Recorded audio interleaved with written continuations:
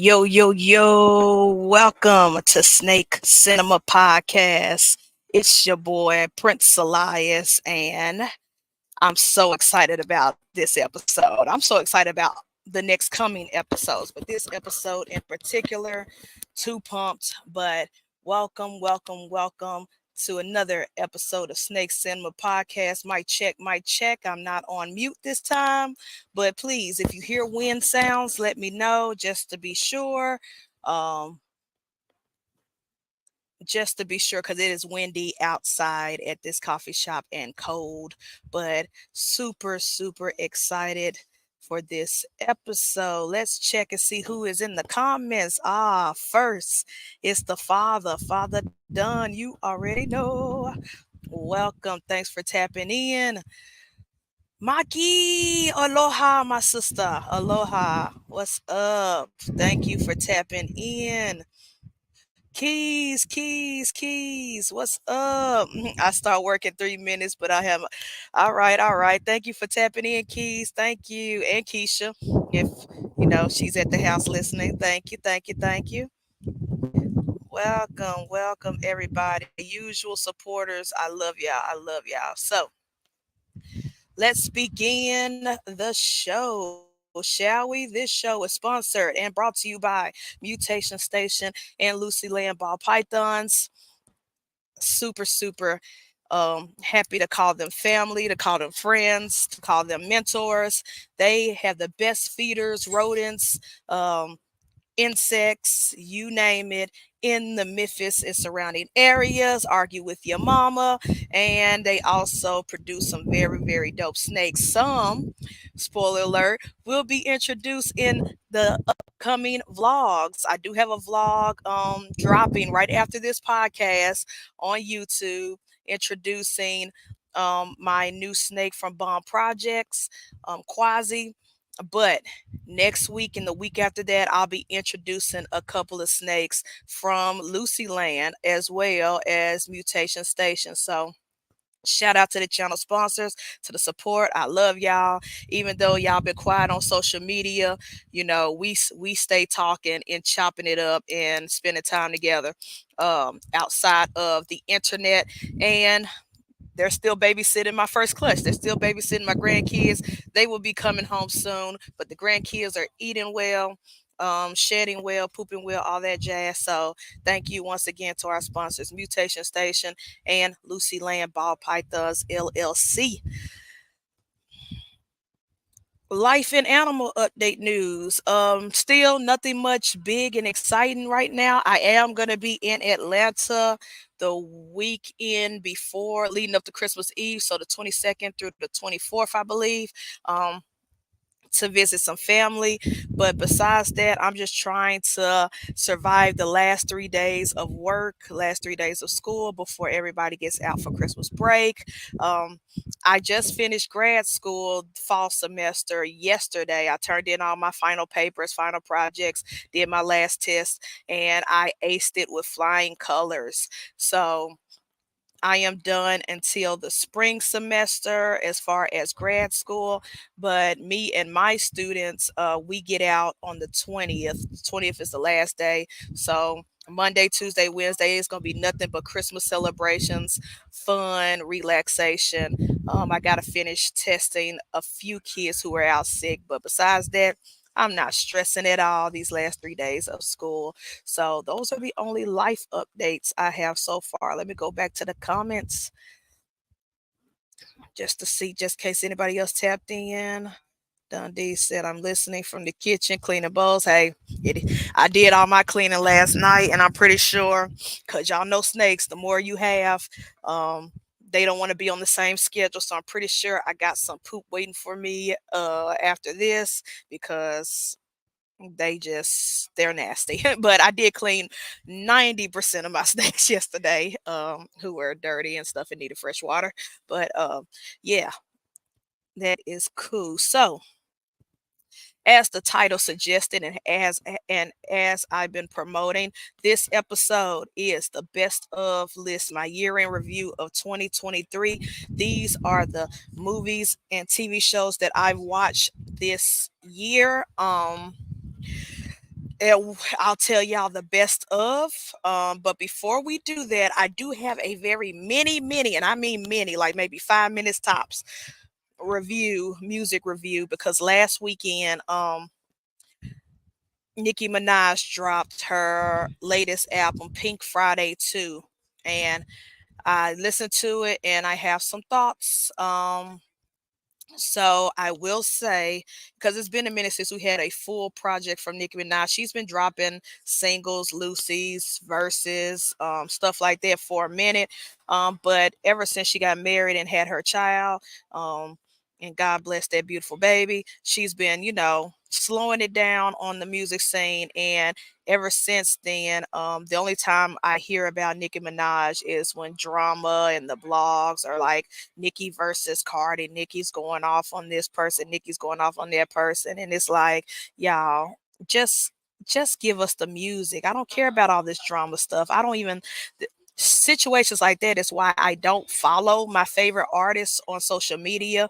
The only artists I follow on social media are the artists that don't post anything except when they drop an album or when they're on tour. They might drop photos of them on tour life and stuff like that. But when it comes to artists, ignorance is bliss for me. I enjoy not knowing what's going on in their personal life.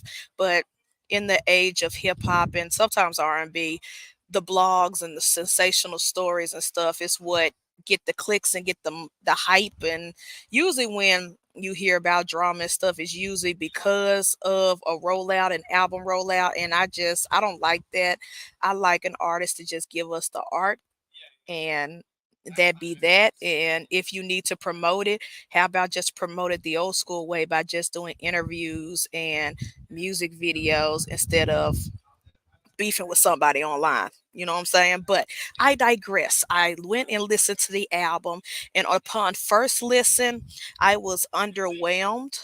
I don't know what I expected from Nicki Minaj for Pink Friday 2, but I was just very underwhelmed and not as pumped as everybody else. But then I went back and listened to it again because I felt like I wasn't being fair. I was judging off the first listen. So I was like, let me listen again. Let me listen in different contexts. Let me listen while I'm cleaning snake cages. Let me listen while I'm walking, because I'm starting to work out more and I go on walks and stuff. And I will say, upon second and third listen, the album did get better for me. I started liking more and more songs. Now, the beef I have, and y'all say it with me, songs are too short. There were certain songs of hers that I do like, but before I get into the groove and really jiving with it, it's over and it's on to the next. So there were some songs that were way too short, but I will say most of the songs that had features on there, like "Let Me Calm Down" featuring J. Cole, "Needle" featuring Drake, "Everybody" featuring Uzi Vert. Those songs were the best songs. And they were a vibe. And now a lot of people were complaining that it was too sampled heavy. Like almost every song had samples or sampled other music.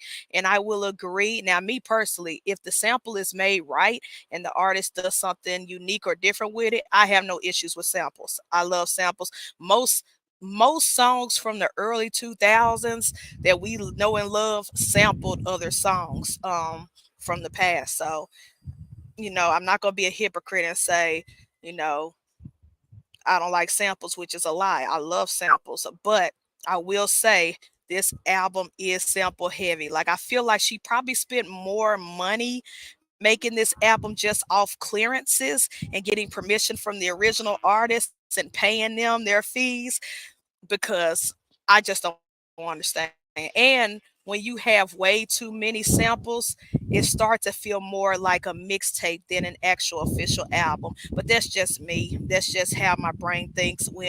Because most artists, when they're sampling so much, you would think that these songs might not have been clear, and it's just a mixtape that you drop on Daft Pip. And y'all remember that site. And and you're going around the way to keep from paying people their money. But I know Nicki Minaj got money to pay to clear these samples, and her record label got money to pay to clear these samples. But I'm just saying, it's a lot. It is a lot. However, some of those samples that she utilized, like the song with Lil Uzi Vert and stuff, it was fire. I'm not gonna lie. I really like it. Is this the best Nicki Minaj album? No, not by a long shot. But after listening to it a couple of times in different scenarios, I did find some songs that I know that I will love and continue to put on my playlist and continue to listen on repeat or using like reels and TikToks and stuff like that. So I would give this album, Pink Friday 2, um, a 6.5 out of 10. Out a 6.5 out of 10. That's my rating. It's good, it's decent, but it's not the best. And some of the songs that I love were way too short. And when an artist do that, I knock off points. But anyways, that was just my quick, short music review, because I wanted to talk about it a little bit. But now let's get to what y'all came here for, the movies and TV shows. But first, I my spider senses was tingling that El Papa was in the building. So what up, Bosa? Thank you for tapping in. Thank you for coming in. What's up, El Papa? Now, let's get this show on the road. Best of 2023 movies and TV show. Now, TV shows. Now, I do have some honorable mentions, and I will do the TV shows first before I do the movies, because the list is short, and because when it comes to TV shows, I don't have any honorable mentions. Everything that I watched, I liked, as far as television shows, but I just want to rank them from least to best. And so, um, and then we'll do the movies because their list is a lot longer, and I actually have honorable mentions in the movies because not every movie made my top list. Um, so let's see, get my list out. All right, there we go. Okay, so we will start from number 5 and make our way to number 1.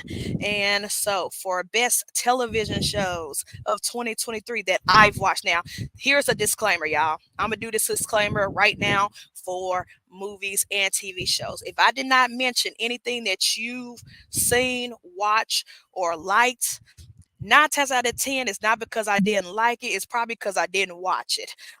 This year has been very busy for me in a good way. I'm very blessed. I have a full-time job. I'm a grad school student.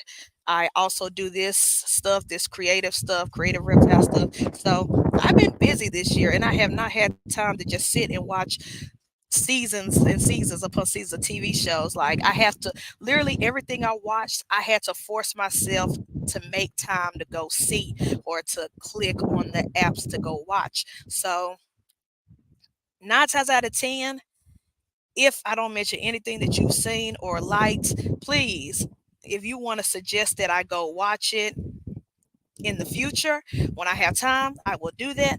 But don't get offended if I missed something, because there has been a lot of content, like a lot of content, especially in TVs and movies. Like this year, and movies have gotten so expensive, and nowadays all these movies have ended up being like 3 hours, 3+ hours long. So I just don't have that type of time to waste. So, as a disclaimer, if I did not mention anything, 9 times out of 10, it's not because I hated it. It's probably because I did not see it because I was crunched for time. But, anyways, let's get down to business. The first, number 5 of top TV shows that I've seen, number 5 will be Chucky season 3 on Peacock.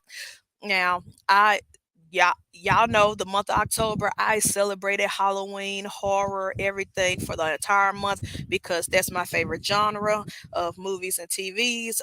I just love all things horror related. And so when season 3 of Chucky dropped, I immediately went and watched it. And I think I binge watched it in like a day or two. Because one thing about Chucky is that when it premieres on TV, they drop it. It premieres on TV first, I think, on the Sci-Fi Channel. Then they drop it the following day or midnight that night on Peacock. So what I did was I waited till the season was over. I didn't watch it in real time. I waited till the season was over. And then once the season was over, I went back and I binge watched it on Peacock for a good day and a half. A good day and a half. And I will say, Chucky, the TV series, only been 3 seasons, and all 3 seasons have been strong. All 3 seasons have been fire. The writing has been amazing.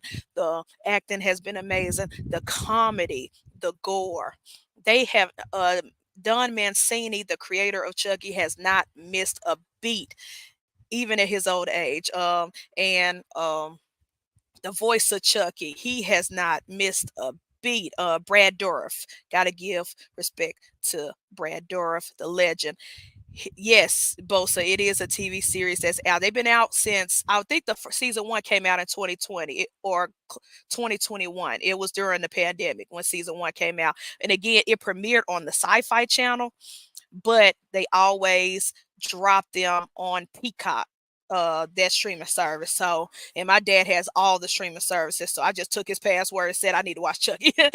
So yeah, it is amazing. I love it. This is the best of Chucky since the first Child's Play. I love, and the fact that they got all the original actors, including, the woman who plays Tiffany, and it's amazing. This show is amazing. Like I said, it's only been 3 seasons, and all 3 seasons have been strong. And I am pumped for, actually, they actually broke up season three. So what I've already seen is season three, part one, and then they're gonna drop season part two, I believe, in January or February.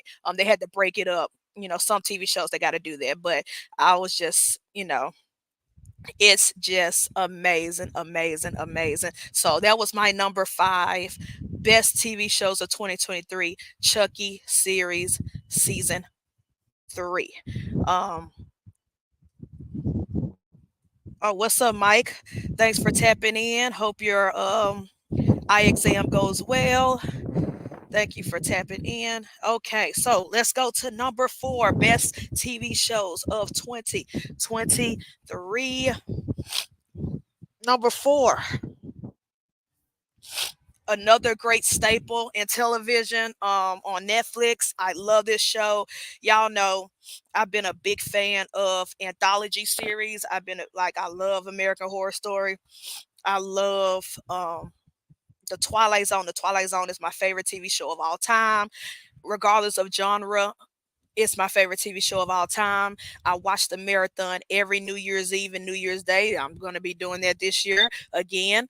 But I will say, as far as modern day anthologies, modern day Twilight Zones, this show has been top notch. And what I'm talking about is Black Mirror season six. Black Mirror is my favorite show, hands down, especially on Netflix. But this year they dropped season six, and although it's not the strongest season, it was very solid and it was amazing, and it was way better than the last 2 seasons that they dropped. It really came back around, because the last 2 seasons that they dropped, I was kind of getting over it, and I was like, you know what? I think they're about to jump the shark. They're slowing down the momentum, and this brought the momentum back up. So I will say Black Mirror season six was amazing. And it's on Netflix. So if you have not seen it, you don't know what Black Mirror is, go check it out. But yeah, that is my number four best of TV shows of the year. Now, number three, it really don't need no introduction. I love comedy. I love raunchiness. I love animation. So back at Netflix again. Netflix really took over my list, to be honest with you. It is Big Mouth season seven. Season seven. So Big Mouth is a comedy, is an adult comedy animated show about some kids going through puberty and the hormone monsters and all that bullshit. A lot of y'all know what Big Mouth is, but that is my number three TV shows that I watched this year. Super funny. The jokes have not missed a beat. They even make original songs for these seasons. One of them end up being featuring Meg The Stallion as a hormone monster. Like Big Mouth and Netflix cannot do no wrong in my eyes. They have really been killing it, killing it, killing it. And it's been 7 seasons. And they got a spinoff called Human Resources. And that spinoff is amazing. But season 7 has been dope. It's been amazing. Again, they had Meg The Stallion as a hormone monster, and she did a song pretty much telling a girl, don't have sex with the loser because he don't get your kitty cat win. It was hilarious. The comedy is gold. The jokes are gold. The characters are funny, and the animation is top notch. So that is my number 3 best TV shows of the year. Speaking of adult animation, this number two adult animation comedy is not on any streaming service. You ain't got to pay for that shit. It is actually on YouTube for the free. Yes, that's right. It's a TV series on YouTube for the free. And I cannot remember what season they're on. I think this is season 3, but you can actually go on YouTube and binge watch the first 3 seasons right now. And it is called Hell of a Boss. Hell of a Boss is an amazing animated TV series show. And if you've never heard of Hell of a Boss, it's basically these little nymphs or little demons in hell. They run a company, and they have a job to where if humans die and go to hell, and they got someone they want to seek revenge on, to go they will hire these little demons to go up to earth, and they pretty much put a hit on them to go into the human world and kill their enemies. And that's pretty much the premise of it. But as the seasons go along, as the series goes along from season 1 to season 3, you get to know these characters more and why they do what they do, why some are so crazy, why one is an asshole, why one, and it's just hilarious. The gore, the animation, the jokes, the musical numbers. It's just a fun show, a fun comedy, just like Big Mouth. And so don't let your kids watch it. Do not let them watch it. But the premise is a hilarious that people hire these demons, once they go to hell, to do a revenge hit on somebody, and that's their job. They go up to the human world and be like, gotta go kill this person. But it is hilarious. It's a dope comedy, and I'm glad that, I feel like these folks should get paid. They do have a Patreon. The animators, the writers, the directors, the voice actors, they do have a Patreon, and I do support it. But I feel like they should get paid. And the creator actually got a different show. I think it's called Has Been Hotel, a different show picked up for Amazon Prime. So they are moving up in the world. They are elevating.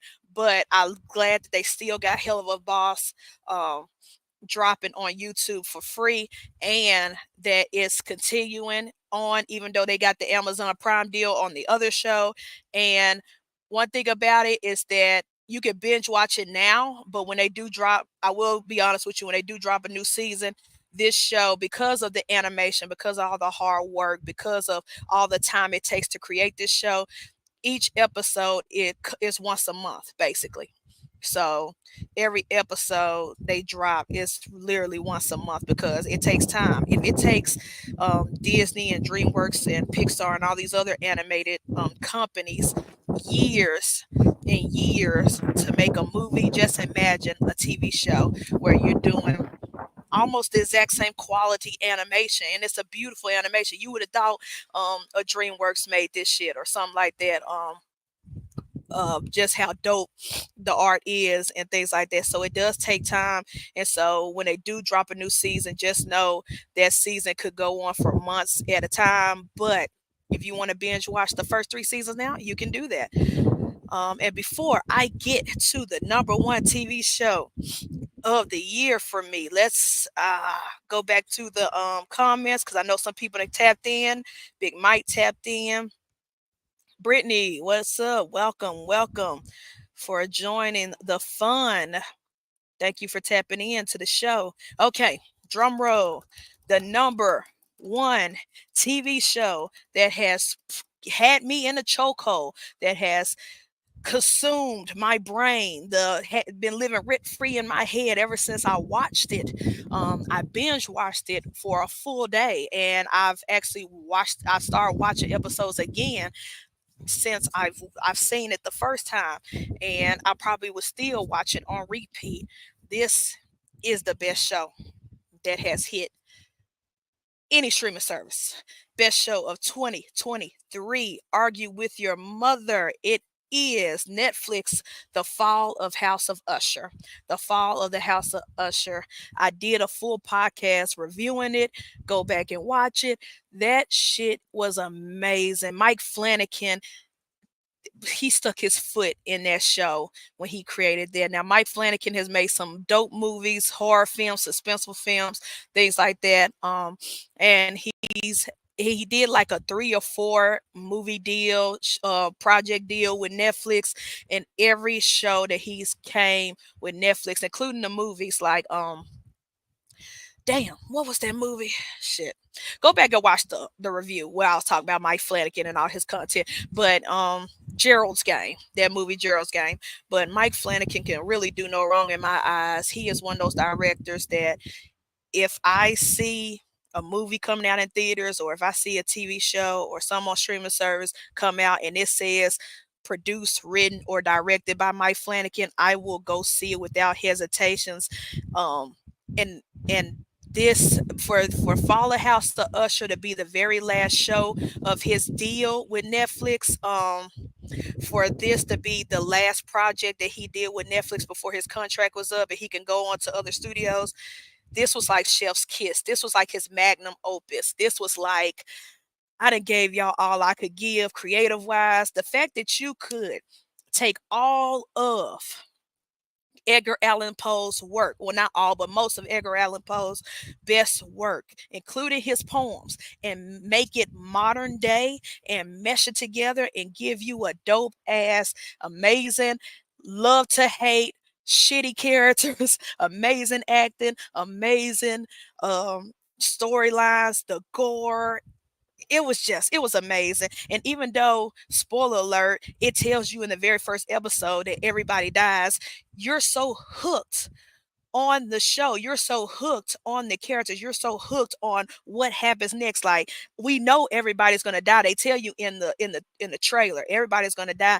but how they die, what happens, what led to their demise, that is what keeps you watching. So if you got Netflix, go watch The Fall of the House of Usher. Go watch anything that's made by Mike Flanagan. That man, that's my favorite. He has now become number one favorite director in my eyes. And that says a lot because I love a lot of movie directors out there. Some that's been in the game longer than him, some that's been in the game after him. But right now, Mike is that dude. Flanagan is that motherfucking dude. So that is it for TV shows. That is my number one TV show of 2023 best of list. And like I said, not only have did I binge watch it the first time, I done went back and watched a couple of episodes since then. I done went back and double back. And that says a lot because like I said in the beginning of this podcast, I have not had time to sit around and watch TV shows. But I could be on my lunch break at work and I'm like, let me go watch episode 3 of House of Fall of House of Usher. Let me go watch just because I feel like it. And I could just listen to it in the background and relive when I first watched it the first time. That shit is amazing. But yep, that is it for that. Now, let's get to the movies. Best of movies. He said, "Oh wow, number one, I'll definitely check it out." That yes, yes, please check it out. But that's just me. That's just my taste. I love the Fall of House of Usher. That shit, chef's kiss, chef's kiss. I hate that Mike Flanagan is no longer got to deal with Netflix, but for that to be his last project, he did not skimp out. Y'all know when Game of Thrones, when their directors and writers was like, okay, this is the last season. We don't give a damn. Let's just fuck it up and just get it over with. Mike didn't do that. He didn't give us that. He did not shit on this last project with Netflix. He gave them the to me the best content on Netflix. But Let's go ahead and get to the movies. Now, the movies list is a little longer because I do have some honorable mentions, and I'm not going to go into great details on the honorable mentions. I'm just going to say the names of them. But these are movies that I have a disclaimer, another disclaimer. These are movies that I have watched this year, and some movies, well, at least two movies I know for a fact came out last year, late last year, but I did not get a chance to see it when they came out in theaters, and I had to watch it when it hit streaming, and that was this year. So they will still count. The movies that came out last. So if you say, yo, that movie was last year, yeah, it was, but I didn't get a chance to watch it until this year. So it still counts for 2023 because it did not make, because I watched it in 2023 and it did not make my best of list of 2022. So now that that disclaimer is out the way, let's do three honorable mentions. Three honorable mentions. These are the movies that could not make my top five, but definitely would have been my top 10. And the first one is Disney's remake to the Haunted Mansion. I think that oh, good morning, Lady Tiz. Good morning, Nicole. Yo, everybody, after this podcast this afternoon, watch Nicole's channel. She is interviewing again because she's already interviewed him once. She's interviewing him again, Denzel, out of, is it South Africa, West Africa? I forgot what part of Africa he's from, but that man is amazing. He works with venomous snakes. He works with ball pythons. He works with all the African snakes. He is amazing. But I digress. I will. That's my shameless plug for Nicole. Please go watch that episode. I'm definitely going to be in the chats watching that episode. But I love that man. I love Denzel. He needs to get more and more love from the reptile community. But let's go ahead and go back to my list. South Africa. Okay, South Africa. Okay. Because, one thing about Africans, they don't like to you lump them all together. You got to be specific of where they're from. Because if you just say Africa, they like, yo, yo, yo, we on different parts. That's a continent, not a country. Oh, okay. So let's get to the second honorable. So the first honorable mention was the Haunted Mansion, Disney's Haunted Mansion. I do grow now. I was a kid when the Eddie Murphy Haunted Mansion came out, and I did enjoy it. But I do see, as an adult watch it, I do see the flaws in it. But I still think it was a decent, fun children's movie. No harm, no foul. However, this Haunted Mansion, I love the changes they made. I love the maturity. I love the animation, the CGI. I love the actors, everybody involved. It was great. As far as remakes go, as far as Disney remakes go, I think they did a great job at that. There was one of, I will say, if Pirates of the Caribbean is the best Disney film based off of their theme park rides, this one would be close up there. Um, just a little bit down, but I really did enjoy it. Also, the Whitney Houston biopic, I Want to Dance with Somebody, that's also an honorable mention. As far as a film go, for those of us who are big Whitney fans, we could see some discrepancies. We could see some flaws in it because we are like, yo. But at the same time, all no biopic of any artist that we know personally is going to do it 100% perfectly. But I still enjoyed the movie. I had a good time. I enjoyed the songs, and I think the actress who played her did very well. Even them lip syncing parts, I think it was a good decent movie, and I enjoyed it. So that's another honorable mention. And last honorable mention, I can't believe it that it's not in the top, but it is. I will say this is the best MCU gave us this year. Well, in this is the best that the MCU has given us besides Wakanda Forever and besides the Loki series since Endgame, and that is Guardians of the Galaxy 3. Guardians 3 Volume 3 was amazing. It's top notch. It really made me feel like the old MCU again watching that. It was so emotional, the comedy, the acting, everything. I really really loved it, and it made me it gave me back hope with the MCU. Now the MCU does have its flaws. Disney in general, the Disney company in general, as far as content is concerned, does have its flaws. This has been the worst year for them. Like Disney had a it said that Disney released a movie that made $1 billion every year since 2019, except for this year. This year is this the first year since 2019 where they did not have $1 billion movie, and that says a lot. Now, the economy, the recession, the fact that people don't have time to go see a movie for 3 hours, and so they got to pick and choose what they go see, and the fact that the content has been subpar lately. There's so many factors to why that is. However, Disney and Marvel and Star Wars, they have to take accountability that they have been slacking a little bit on the content, on the creative wise. But Guardians Volume 3 was amazing. It was like the best of the best again, besides Wakanda Forever. That was amazing, but that came out last year. And the Loki series on Disney Plus, the Loki series is still top notch. Um, I loved it. I enjoyed it. I haven't. The reason why Loki didn't make the top 5 TV shows because I haven't finished the season again. Press for time, and I don't want to judge a show if I haven't completed the entire season. But I am going to go back and watch it. But I've been enjoying it so far. And to me, as far as movies go, Guardians 3 was the best that they released this year. So yeah, those are my 3 honorable mentions. Now, let's get to the top 5 ranking. Top 5 movies of 2023 that I've seen so far. And before we do that, Wiz, Wiz Tang, thank you for tapping in. Thank you for tapping into the show. Good morning. Gotta love Wiz Constrictors. Mm, welcome, welcome, welcome. Um, let's see.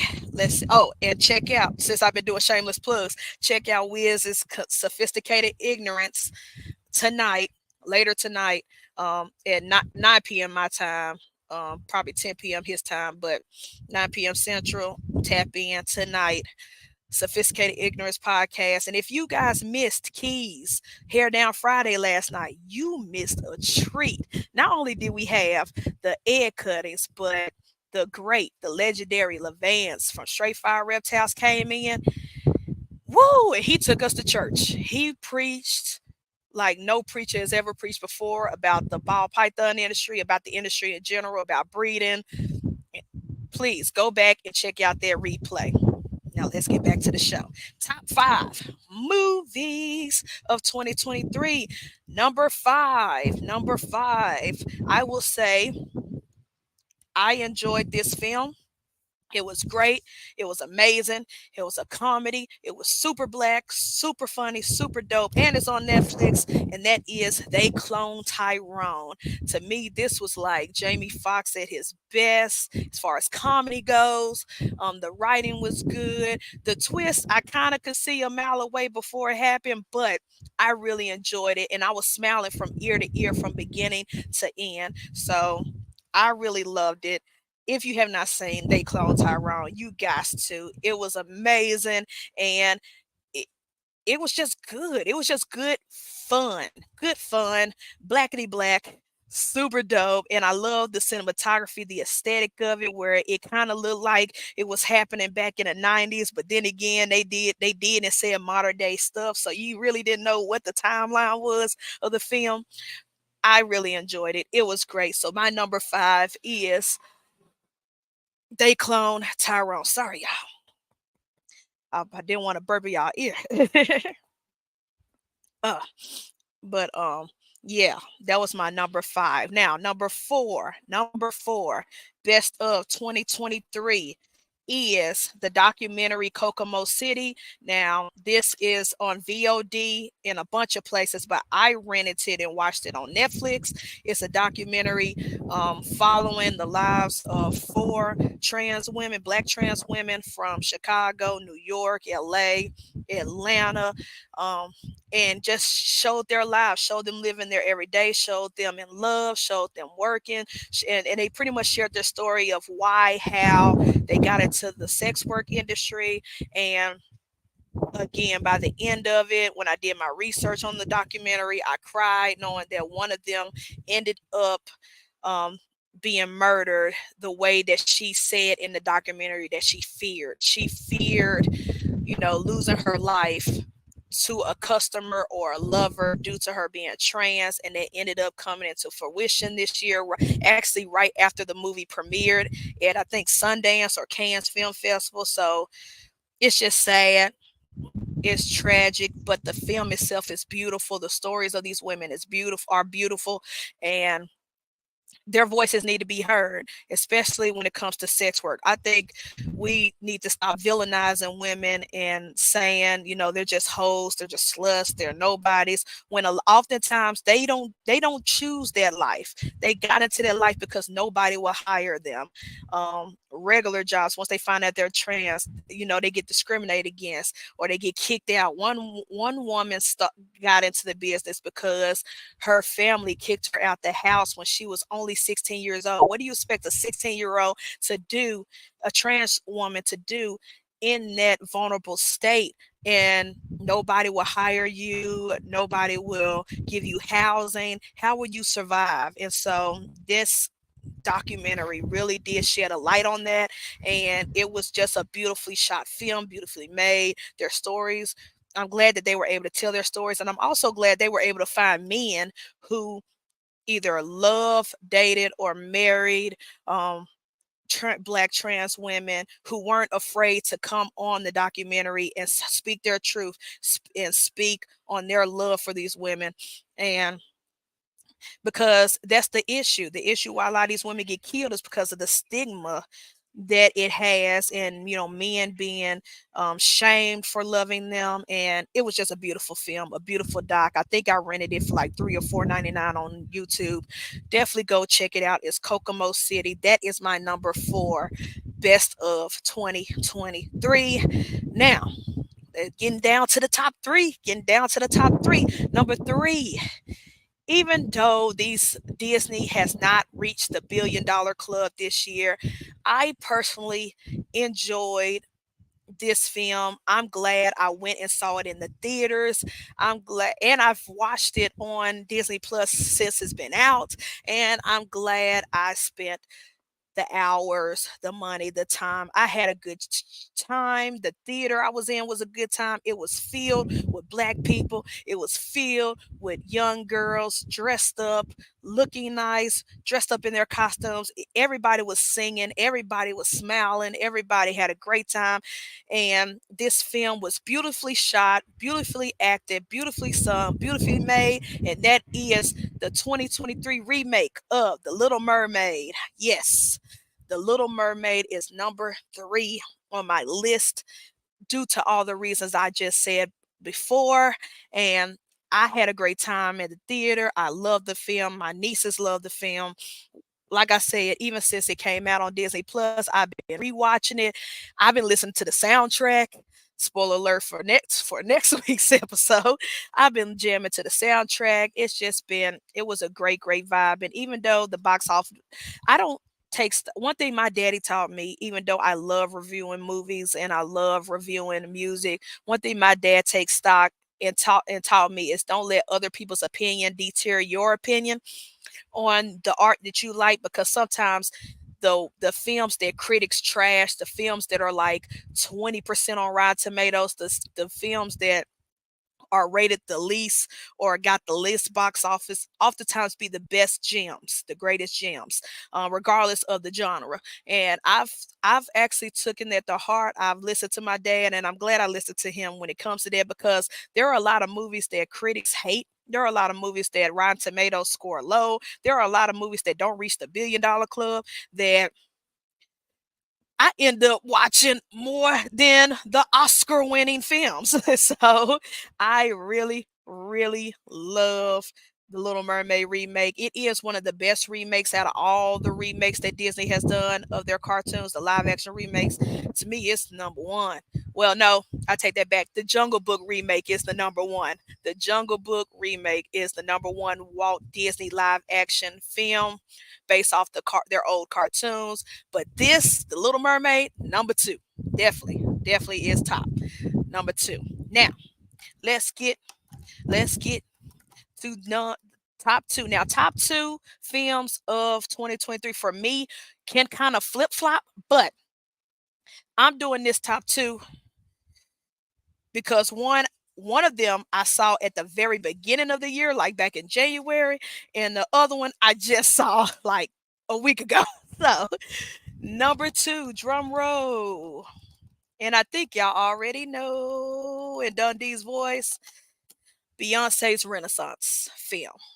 That shit, I've still been singing and jamming and smiling from ear to ear ever since me and my sister went to go see that film last week. It is amazing. If you have not seen my review last week on Snake Center Podcast, go watch it. I'm not going to go into great details, but to me, out of all the concert slash documentary films that has been out, this got to be up there. This got to be up there. That says a lot because I love Michael Jackson's This Is It um doc slash concert movie before he passed away, and then of course the legendary Madonna with Truth or Dare. If you've never seen that documentary of one of her earliest tours back in the 80s, I think it was like the Vogue tour or whatever. That shit was an amazing documentary. But Beyonce's Renaissance, like I said it in last week's podcast, Beyonce is this generation's Michael Jackson, is this generation's Tina Turner. She showed that in this film, in this movie, that the haters can really kick rock. She has nothing left to prove. Her accolades, her hard work, her awards, or even lack thereof awards, her status in the music world has been solidified. And it was a great inspiring film. It inspired me, and I'm not even a singer or a dancer, but that film inspired me. It was amazing, and I loved it. So that ended up being my number two film of 2023. If you have not seen it, go watch it. I get it. The prices of the tickets are a little expensive, but it's way cheaper than actually going to her concert because her concerts nosebleeds were like in the $200 range, where I got to see it in IMAX for $25, a big screen, HD, 8K, or 4K. I don't know, one of them Ks.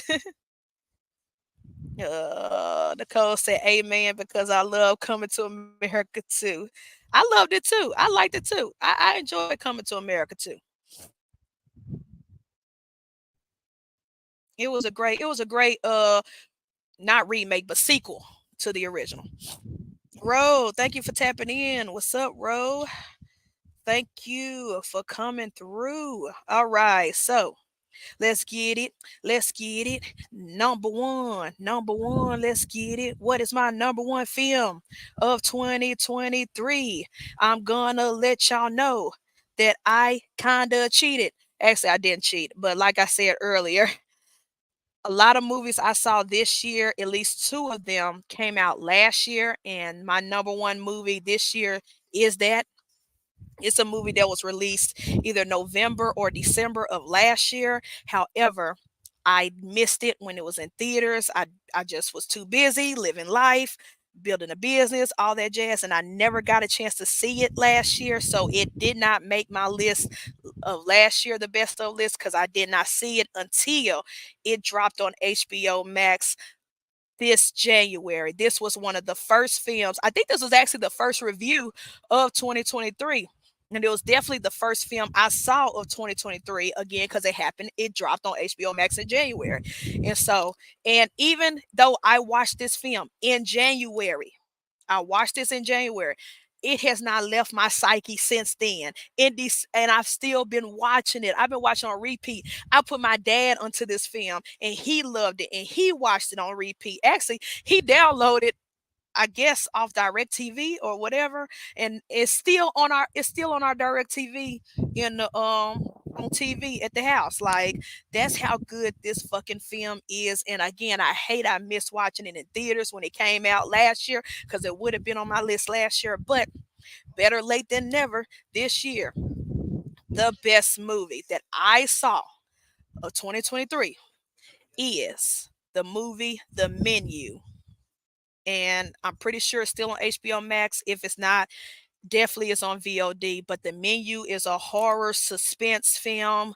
If you did not see their review, because I reviewed it back in January, go back through my docket and see. It was before the podcast, so it was like a regular YouTube video. But The Menu is a horror suspenseful thriller, about a chef that invited a bunch of rich snobs to his restaurant, and mayhem ensues. That's all I'm going to say. If you have not seen The Menu, you should go watch it. I'm not going to go into details of what happened, but let's just say, when service people, when service workers, when chefs and servers and restaurants get sick of y'all bullshit, get sick of y'all critics, get sick of y'all motherfuckers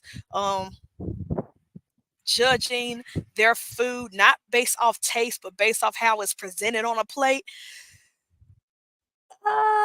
somebody's gonna snap. One day somebody's gonna snap. And y'all lucky this was a film and not real life, because I would have hated to been in this situation. But this film was so good, so amazing. I loved it. And like I said, I saw it back in January, and it has not left my mind since then.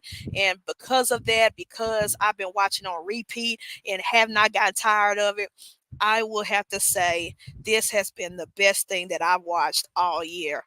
And nobody could take it off his number one spot. Not all the horror films I saw, and I saw some great horror films, and all the documentaries I saw, and the comedies. This movie it was just a perfect chef's kiss amount of suspense, drama, comedy. And it's not even gory. It's not gory, but the kills were shocking, and it was amazing. It was amazing, and I still love it even to this day. And like I said, if it had came out last year, it would have definitely been number one of last year's list. But better late than never. Had to make it up this year, and that is The Menu. So please check it out. Go see it. If it's not on, if it's not still on Amazon, on HBO Max, because HBO Max, like Netflix, will give you something and then drop it in a month. I'm pretty sure it's video on demand somewhere on the interwebs. Go check it out. Probably Amazon Prime. You can rent it. The Menu, top notch. Loved it. Amazing.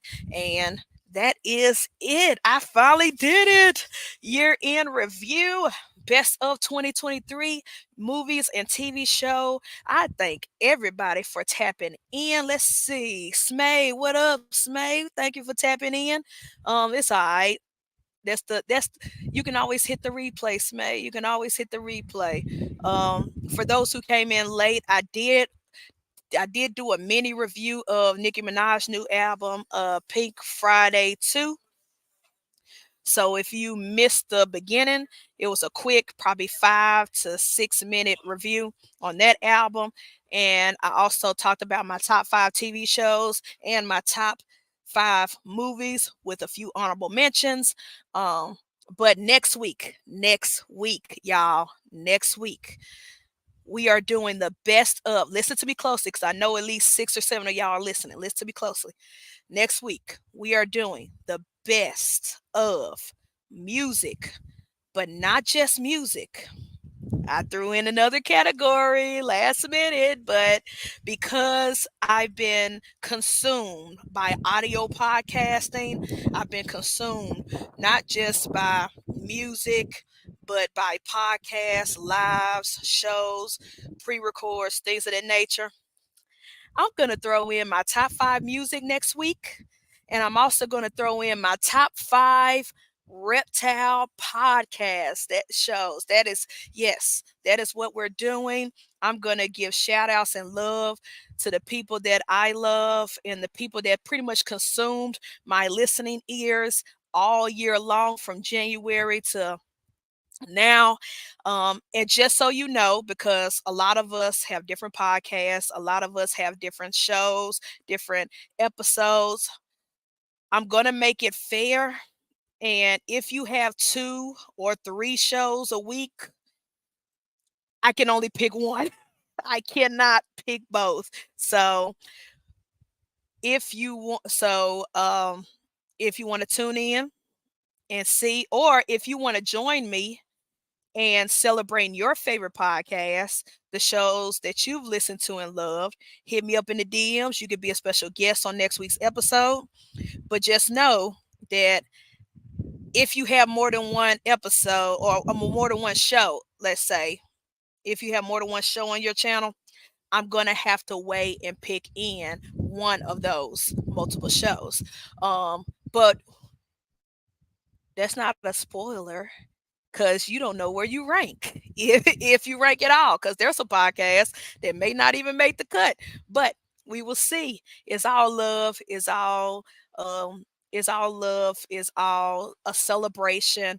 And I just want to celebrate those who have kept me busy, kept me motivated, kept me uplifted, kept kept me grinding, and kept me entertained all 2023. So if you want to know where you rank in the best of reptile podcast list, and I might throw in best of non-reptile podcasts because I still listen to other podcasts like on Spotify. Tune in. Next week is going to be a great show. Next week is going to be an amazing show. And just so y'all know, just because I shared with everybody on Instagram my top music, the most music I listen to on Spotify with the Spotify rap list, that does not mean that those artists or those albums or those music is going to make the list on the podcast, because I listen to a lot of independent artists and unknown artists and other artists on YouTube as well. And so I'm going to factor that all into my list. So just because you saw that certain artist was number one on Spotify does not mean they're going to make the list on this episode next week. But anyways, like I said, thank y'all for tuning in this afternoon. Well, actually, right after this podcast at like 11:15ish, I have a new vlog that I'm dropping introducing the kinked snake that I got from Bond Projects for free. They were rehoming her, and all I had to do was pay for shipping. And if you had watched Wiz Constrictor Sophisticated Ignorance podcast a couple of weeks back, um, KG had put her on the live, said that she was free and giving away, and Don D DM'd me and said, Elias, go hit up on projects right now. He got a snake that's for you. And when I went back on the podcast, I saw the segment where he showed the snake. And I want to thank Wiz and Justin from Pressure Python. Wiz Constrictor and Justin, because they both said, yo, Elias might like that snake. Elias might want that snake. And Dundee did hit me up. And so I want to thank Wiz Constrictors, Justin from Pressure Pythons, and Dundee for telling me about her, for mentioning me when KG has showed her on the live of the podcast. And now she is home with me. She has made it to Memphis. I'm super excited. And I did shoot a video introducing her. So that is dropping right after this podcast, I believe at 11 or 11:15. So watch that at your leisure. You may not watch it at the premiere, but watch it at your leisure. And then after that premieres, it should be around noon time, my time. Go watch Lady Tiz's Reptiles and Cocktails again with the great Denzel from South Africa. To me, he is better than any Venom Keeper or Venom Boy on the YouTube space. I wish Denzel would make a YouTube channel. Lady Tiz Nicole, you are friends with him. Talk him into making a YouTube channel. I don't care if he just films on his phone. Talk him into making a YouTube channel because his content need to be out there. His voice, his name, everything about Denzel. I loved the first episode, the first interview she did with him. I believe it was last year. I'm glad she got him back again this year, and I can't wait to watch the episode. I will be in the chats. I will be listening. So please, everybody go support Lady Tiz and Denzel for today's podcast. And again, later on tonight, We will have Wiz, Joey D, and the rest of the gang of Wiz Tank Clan for Sophisticated Ignorance Podcast. Check them out. Check out all the podcasts out there, um, from Rock on Reptiles to Ken LMK with RWO and his whole crew and his whole group. Of course, the Wow Bunch with Beyond the Scales. Y'all already know me, Maki Candy, Dundee, and Rock. We get into some. We crazy. We just crazy. But check out everybody. Check out everybody. Support everybody. And I can't wait to see y'all next week. And if I don't see y'all next week, if I don't get a chance to talk to any of y'all the rest of this year, which I doubt it, but if I don't, I hope y'all have a happy holiday, a happy new year. Everybody be safe. If you're traveling for the holidays, like me and my family, please be safe. Please be safe out there on the roads and in the air and the flights or however you're traveling. And I wish everybody the best. I love y'all. This is your boy Prince Elias. This is Snake Cinema Podcast, and we are out. Peace out, peoples. I love you.